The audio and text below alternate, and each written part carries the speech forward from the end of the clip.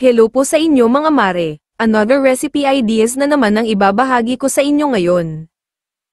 Pwede itong pang merienda, pang almusal, at patok din itong pang negosyo.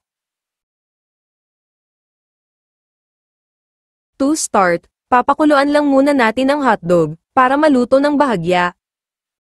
Bali-baliktaran lang ito, para maluto ang bawat side, bali 6 pieces na jumbo hotdog ang ginamit ko dito mga mare.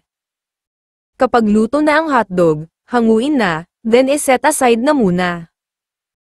Ganitong cheese pala mga mare ang ginamit ko, bale 5 pieces lang pala ang laman nito. Bale ganito lang ang gagawin natin, ibabalot lang ang hotdog sa sliced cheese, pagkatapos ay i-press-press ng konti para dumikit ang cheese sa hotdog, 5 pieces lang ang nalagyan ng cheese, yung isa ay i-coat na lang sa batter mixture. I-set aside muna ito, at gagawa naman tayo ng batter para sa coating. First, i-mix lang ang dry ingredients kagaya ng 2 cups all-purpose flour, 1 tablespoon baking powder, 1/8 cup powdered milk, half teaspoon of salt, then i-mix to well combined. Tapos ang wet ingredients naman, i-add ang 1 large egg, 2 tablespoon oil, 1 teaspoon of vanilla extract, then add ang tubig ng paunti-unti, dapat kasi, makuha ang consistency ng hindi malabnaw at sakto ang lapot.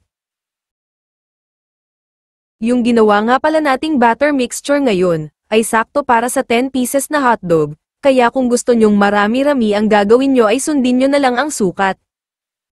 Bali 1 1/4 cup lahat ang tubig na nagamit ko, pero depende pa rin yun sa harina. Muntik ko nang nakalimutan ng asukal, kaya hinabol ko na lang sa mixture. 1/4 cup pala ang nilagay ko. Okay na yung ganitong texture ng batter, let's proceed na sa next steps. Itusok muna sa stick ang hotdog, pagkatapos ay i-roll na sa ginawa nating batter, dapat ay fully coated ang hotdog, para hindi lumabas ang cheese kapag ipiprito na ito.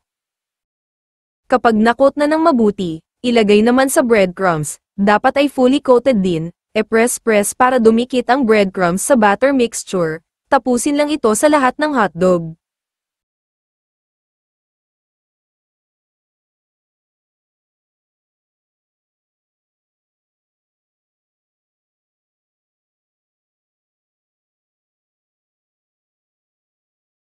Ito naman yung walang cheese, bale i-coat lang ito sa batter, then sa breadcrumbs.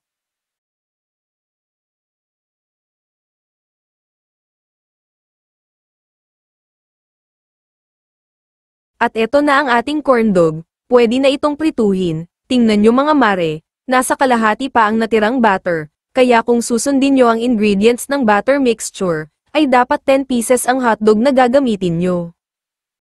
Sa pagpiprito naman, mas maganda na deep fry ang pagluluto dito, kasi mas madali siyang maluto, at hindi siya maaksaya sa mantika. Since na konti lang ang lulutuin ko, gumamit lang ako ng maliit na lutuan, kaya tinatanggal ko ito sa stick kapag ilalagay ko na sa kawali, pero pwede nyo itong prituhin na kasama ang stick, basta malaki ang kawali na gagamitin nyo. Prituhin lang ito sa medium fire, at dapat bali-baliktarin para pantay ang pagkakaluto nito. Alam nyo ba mga mare, maganda po itong pangnegosyo, basta mag-costing muna kayo para alam nyo kung magkano ito ibebenta. Kapag medyo nag-brown na ang kulay niya, ay pwede na itong hanguin, madali lang naman itong maluto.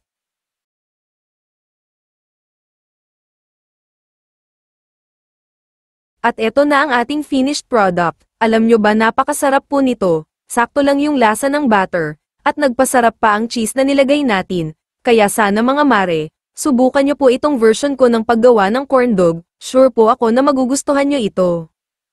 Salamat po sa panonood. Until my next video, and happy cooking mga mare!